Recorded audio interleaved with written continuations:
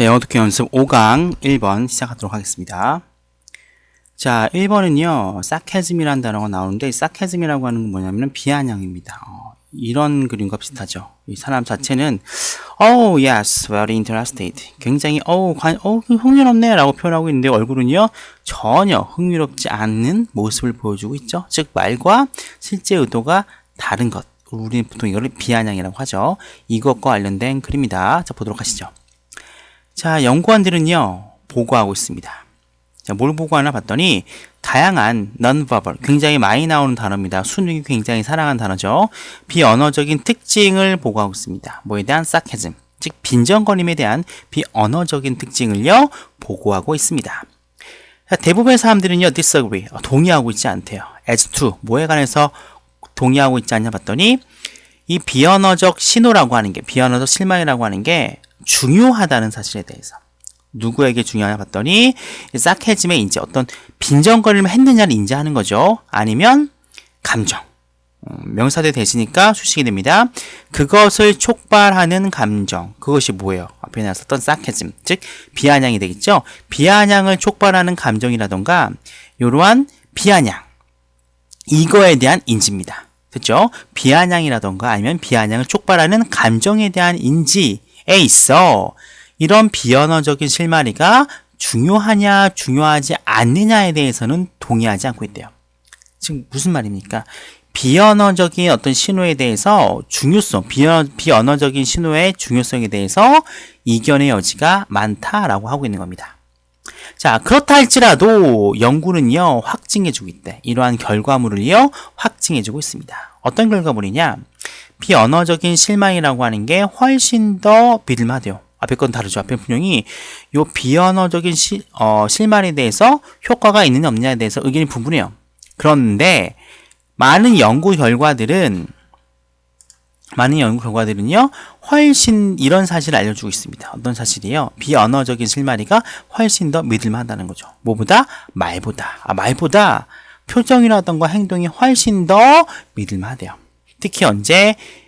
언어적인 실마리랑 비언어적인 실마리가 컨플릭트, 상충할 때. 즉, 나오는 표정과 나오는 말이 다를 때, 이런 나오는 말보다는 표정이 훨씬 더 신뢰감이 있다는 거죠. 자, 그렇기 때문에 비언어적인 실마리에 대해서 뭔가 긍정적인 포인트로 이야기를 하고 있습니다. 자, 문제입니다. 2번 that과 what입니다. that과 what의 특징 간단하죠. 일단 that과 what을 볼 때는요. 처음에 일단 명사가 나오는지 여부를 보셔야 돼요. 자, 명사가 만약에 나온다. 명사가 나온다.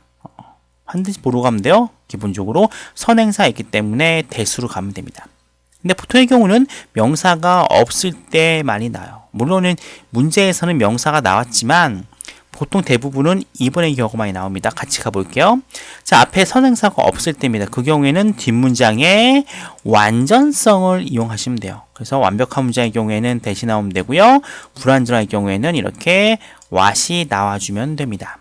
자, 이러한 거로 봤을 때, 자, 앞에 봤더니 the finding이라고 하는 명사가 존재합니다. 따라서 요 finding, 명사가 존재하기 때문에, 그리고 더군다나 뒤에를 봤더니 뒤에 나온 문장은요, 완벽해요. 언어적인 실마리는요, 굉장히 믿을만 합니다. 주어, 동사, 보호라고 하는 완전한 문장이 나왔습니다. 따라서 정답은요, that이 되겠어요. 참고로 요 that은요, 앞에 나오는 the finding과 동격을 나타내주는 접속사입니다. 접속사 기억해 주시면 될 것 같습니다. 자, 마찬가지로 비언어적인 실망이라고 하는 건 훨씬 더 좋은 지표이기도 합니다. 지표라고 하는 건 뭔가 보여주는 거죠. 뭐에 대한 지표인가 봤더니 화자의 의도에 대한 훨씬 더 좋은 지표예요. 마찬가지로 비언어적인 신호는 화자의 의도를 파악하는데 굉장히 좋다더라. 이런 내용이 이어져 가고 있습니다. 자, 이런 sarcasm, 비아냥의 특징이라고 하는 건 뭘 의미하냐 봤더니 모순을 이어 의미하기도 합니다. 함의하기도 합니다. 어디 사이에? 의도와 메시지 사이에 모순을 이어 알려주기도 해요. 이럴 때, 이러함에 따라서 비언어적인 신호라고 하는 건 leak, 누출되는 거죠. reveal, 드러내는 겁니다. 둘 다 뭐예요? 나오는 거예요, 이렇게요.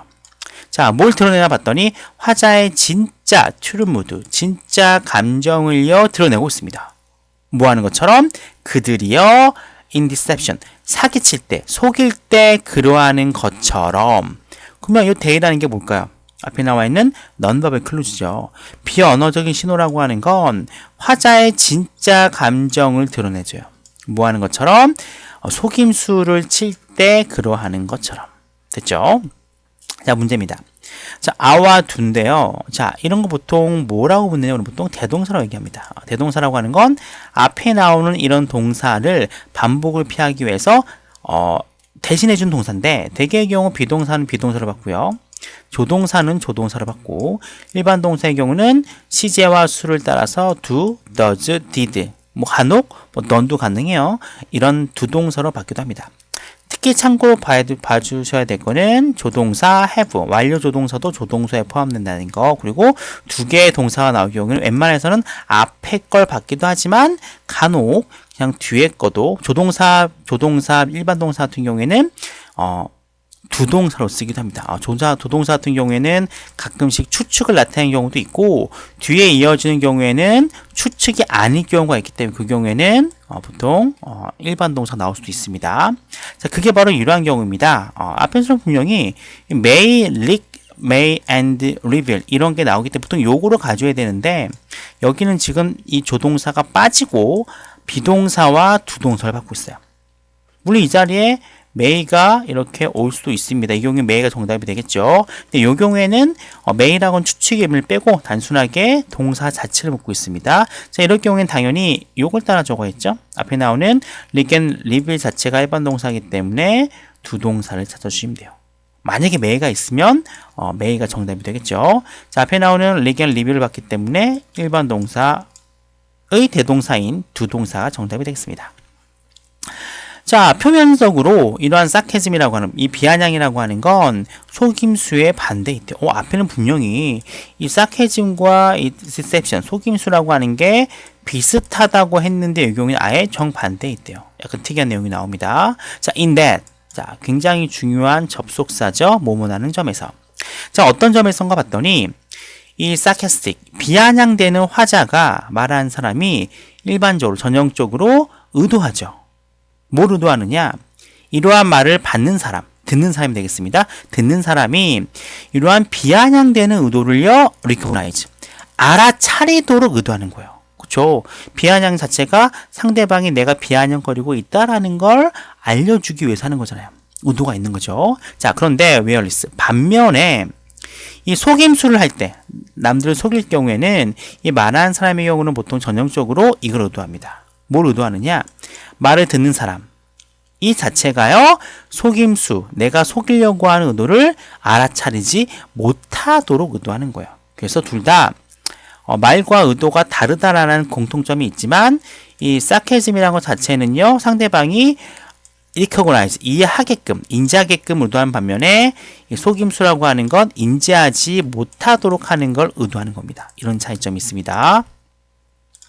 자, 문제로 가겠습니다. 자, 10번은 원형 recognize와 ing 분사형 recognize를 묻고 있는데, 일단 기본적으로 얘는 이 접속사 that이라고 하는 녀석 뒤에 나와요.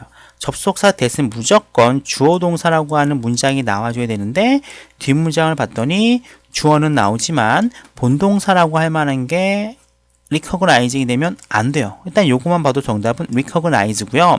그럼 왜 주어가 receiver라고 하는 3인칭 단수임에도 불구하고 왜 여긴 바로 not이 나오고 동사 형태가 recognize냐, 이런 궁금증이 있을 텐데요. 기본적으로 우리가 많이 알지는 못하는 겁니다. 이 intent라고 하는 게 의도하다는 의미를 갖고 있는데, 얘가요, 신기하게도 우리가 알고 있는 주장, 권고, 명령, 제한 동사에 속한다고 합니다. 주장, 권고, 명령, 제한 동사의 경우 대절에 뭐가 와야 돼요? 그렇죠. should거나 이렇게 동사 원형이 와요. 따라서 요건요, 동사 원형 recognize가 맞습니다. 설사 아까 얘기한 바대로 요 intend 자체가 주장, 권고, 명령, 제한 동사인 건 모른다 할지라도 이 대세 특징을 알고 있으면, 그쵸? 당연히 뭐가 와야 됩니까? 본동사가 와야 되기 때문에 recognize가 와야 됩니다. 그리고 intend는요, 주장, 권고, 명령, 제한 동사에 속하고 move, 움직이다의 무브도요 의도하다라는 의미가 있어요. 이 경우도 마찬가지로 이렇게 대절에는요 원형이 와줘야 되는 겁니다. 솔직히 이 인텐트 자체를 수능에서 물어보지는 않을 겁니다. 이거는 거의 뭐 토익이라던가 탭스 정도의 약간 지저분한 어법을 물을 때 묻기 때문에 요거는 여러분들이 그닥 신경 쓰지 않으셔도 될 것 같아요.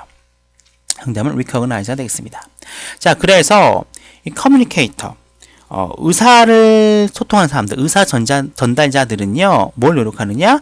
결정하려고 시도합니다. 됐죠? 뭘 결정하느냐?